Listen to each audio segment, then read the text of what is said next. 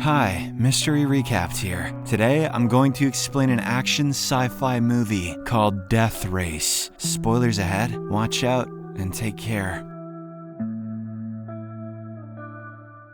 The movie opens in a dystopian future in which the US economy has collapsed, resulting in high unemployment and crime rates. As a result, the prison system has descended into crisis, and private corporations have taken over them to earn profit. One such facility is Terminal Island Penitentiary, run by the ruthless Warden Claire Hennessey. She makes money by broadcasting the Death Race, in which prisoners compete as racers. They fight for survival in heavily modified and weaponized vehicles on a track built into the prison grounds. The reward for the prisoners is that if they win 5 consecutive races, they will be granted their freedom. In the next scene, we witness a thrilling death race between the final 2 contestants, Frankenstein and Machine Gun Joe. They're fiercely competing and attacking each other's vehicles, but shortly after, Frankenstein's navigator Case informs him that all of his defensive weapons have failed. She advises him to stop, as he can easily get killed. However, Frankenstein refuses to let Joe win and continues to accelerate. He then orders Case to exit the car, to which she reluctantly complies. Unfortunately, moments later, Joe detonates a bomb and destroys Frankenstein's vehicle just as he crosses the finish line. Elsewhere, we meet our protagonist, Jensen Ames, an ex-convict who now works at a steel mill. He struggles to provide for his family and is barely making ends meet. To make matters worse, one day, the police arrive at the steel mill and shut it down for operating illegally. This places Jensen in an even more desperate situation. Afterward, he returns home disheartened and shares the bad news with his wife. However, she remains supportive and assures him that they will find a way to make things work. The couple then begins making out, but suddenly their daughter starts crying upstairs. This prompts Jensen to head upstairs while his wife continues cooking in the kitchen. After some time, he returns downstairs and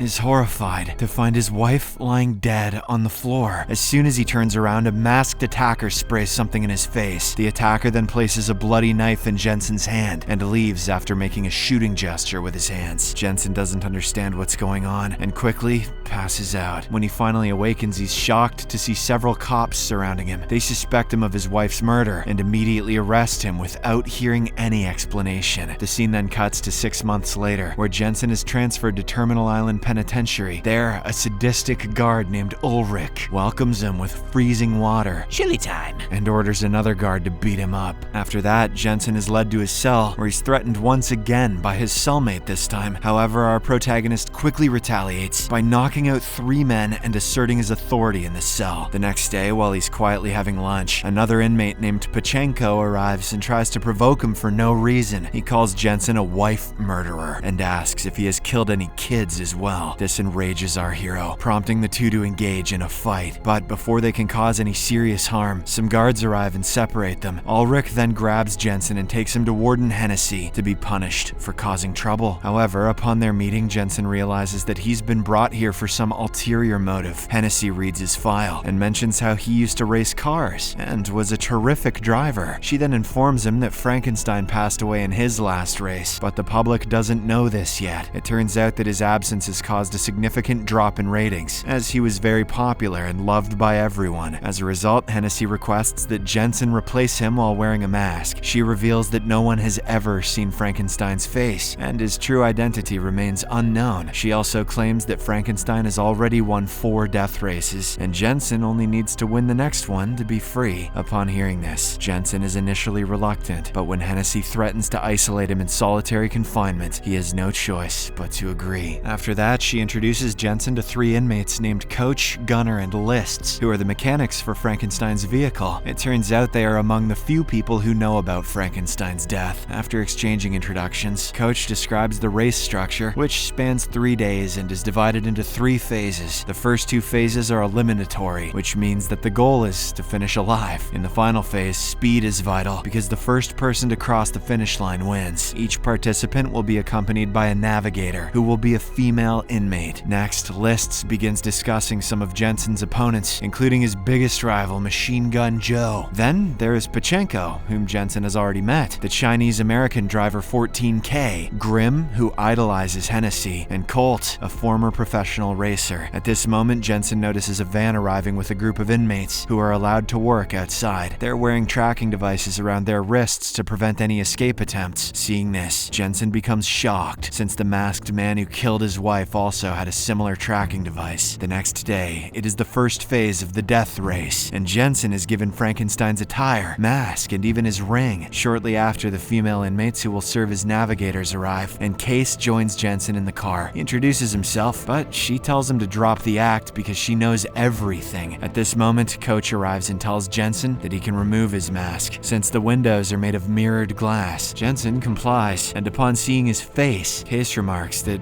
he's more handsome than the last Frankenstein. Perhaps she will navigate his belt buckle. Shortly after, the online broadcast of the deadly race kicks off, with 12 million viewers tuning in. Before the race begins, Jensen establishes communication with Coach, who advises him not to take the lead right away to avoid getting killed. The race then begins, with all the inmates doing their best to survive. Case guides Jensen through the shortcuts he must take on the track. Viewers are excited to see Frankenstein back in action, and the broadcast quickly reaches 45 million views. Haven't seen numbers like that since the last time Hassan ate a sandwich, or Asmongold pulled a cockroach out of his ear. A moist critical talked like this. At one point, Grim kills a minor driver by pushing his car into it, but he's soon run over by Joe and killed. Jensen then tries to activate his weapons, but his car's machine gun jams. This prompts Case to risk her life by climbing into the gunner's seat to repair it. Another navigator continuously fires at her, but Jensen manages to save her thanks to his quick maneuvering. Following this, several drivers band together against Jensen, believing him to be the powerful Frankenstein. His car sustains significant damage, and the thin armor begins to give way under the constant attacks. A worried Coach advises him to quit, but Jensen devises a daring plan. He asks Case to unload a petrol tanker into the air, which soon splatters all over Colt's vehicle. Taking advantage of this, Case throws a cigarette lighter at the fuel-soaked car. This causes it to explode and kill Colt on the spot. In the aftermath, the race is about to end, and it appears that Jensen is on the verge of victory. However, Pachenko calls out to him from his window and uses the same hand gesture as the masked assailant did that night. This finally makes Jensen realize that the man is his wife's murderer. He freezes in shock, allowing the other drivers to pass him. In the end, Jensen finishes in last place, while Pachenko comes first. Later, a furious Jensen approaches Hennessey and informs her that he won't participate in the race anymore, but the cunning woman pulls out a picture of his daughter with her new foster parents. She tries to emotionally blackmail him by claiming that his daughter will never see him again, and hearing this, Jensen's heart sinks, and he reluctantly agrees to race as it is the only way to reunite with his daughter. Later that night, Jensen approaches Pachenko to confront him about his wife's death, but Pachenko and his men quickly apprehend him and begin beating him up. While the others restrain him, Pachenko grabs a large wrench and prepares to slam his head, but out of nowhere, someone attacks him from behind. It turns out to be Lists, who has stabbed Pachenko with a pen. Jensen seizes this opportunity to grab a massive steel block and begins fighting back against his enemies. He then viciously attacks Pachenko and demands to know why he murdered his wife. Fearing for his life, Pachenko confesses that Hennessey ordered him to murder his wife. He reveals that Ulrich took him there to commit the deed. Now that Jensen knows the truth, he proceeds to kill the man for revenge. But several guards arrive in the nick of time and subdue them both with stun guns. The next day, it's time for phase 2 of the race, and there are only 6 competitors left. However, as the race begins, Jensen drives at a very slow speed, as if he intends to lose. He then questions Case about the truth behind Frankenstein's death and threatens to eject her if she doesn't answer him. In the end, Case admits that she sabotaged Frankenstein's car, resulting in his death. She admits that Hennessey ordered her to do so and promised to release her in exchange. Case also reveals that she was never meant to kill Frankenstein or Jensen, but rather to keep them both from winning, and thus unable to leave the prison. Upon hearing this, Jensen is horrified and realizes that escape from this hellhole is impossible. Fueled by rage, he accelerates and sets his sights on Pachenko to take revenge on him. The two get into a violent fight and attack each other's vehicles. vehicles. Jensen then recklessly lunges at Pachenko and activates a smoke grenade. This impairs the murderer's vision, causing him to crash into a concrete barrier. He manages to survive, but Jensen reverses his vehicle and snaps his neck, finally eliminating him. Upon witnessing this, Hennessey becomes increasingly anxious. She sends out a heavily fortified 18-wheeler truck known as the Dreadnought to eliminate racers and boost viewership. The numbers now haven't been this high since the last time XQC said, manage the vehicle, man. This menacing vehicle eliminates numerous racers, and in the end, only Jensen and Joe are left. Realizing that they cannot face this alone, the two decide to team up together to take down the truck. They attack the Dreadnought from opposite sides, while evading its relentless attack. When a trap manhole appears in their path, they each hit it with 2 wheels, triggering the mechanism. This causes the trap to rise and the truck to collide with it, finally resulting in its destruction. The match also concludes, and only Jensen and Joe advance to the third and last phase of the race. After a while, Joe approaches Jensen and expresses his suspicions that he's Frank. He points out that their voices seem very similar and threatens to unmask him. Meanwhile, Hennessey and Ulrich are conspiring to get rid of Jensen since he's becoming a liability. Ulrich expresses concern about the broadcast, but Hennessey claims that Frankenstein is simply a mask that anyone can wear. The two then decide to plant a bomb under Jensen's car and kill him tomorrow. The next day, it is the final day of the race, and Jensen is plotting with his mechanic crew. He asks them to keep half a gallon of fuel as a reserve, although he doesn't reveal why. After that, he approaches Joe and suggests that they have a conversation because they are the only ones left in the race. Afterward, Hennessey gives a pep talk to the prisoners, while Ulrich plants a bomb in Jensen's car. The match soon starts, and both the racers give each other tough competition. When Jensen tries to use his weapons, he discovers that they have been deactivated by the organizers. Meanwhile, Joe, who has full access to resources, continues to attack his rival, which makes the warden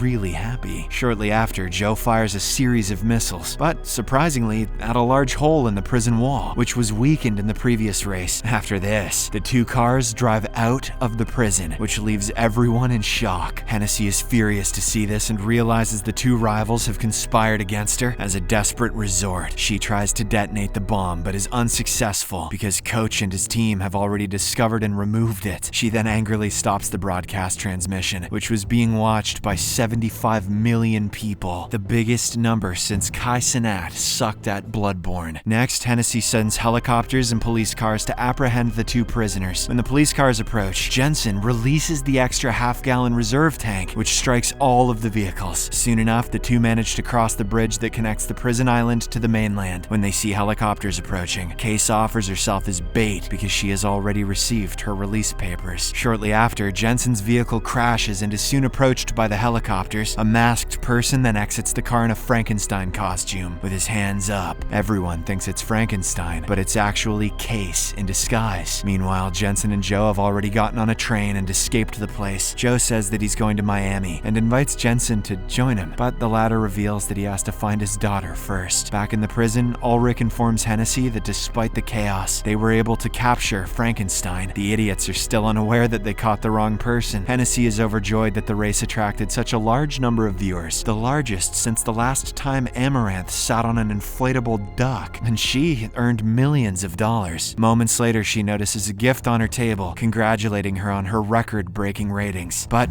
when she opens it, she is horrified to discover that it is the same bomb they planted in Jensen's car. At this moment, Coach detonates the bomb in his workshop, which immediately causes an explosion, killing both Hennessey and Ulrich on the spot. The scene then cuts to 6 months later in Mexico, where we see Joe and Jensen working as mechanics and trying to live an honest life. One day, while they're working, Case unexpectedly shows up, and she and Joe excitedly hug each other. She then mentions that she had a minor issue with her release papers that caused the delay. Jensen is happy to see her and introduces her to his daughter, bringing the movie to an end. Subscribe for more videos like this, turn on notifications, and leave a like to help the channel out. Thank you for watching.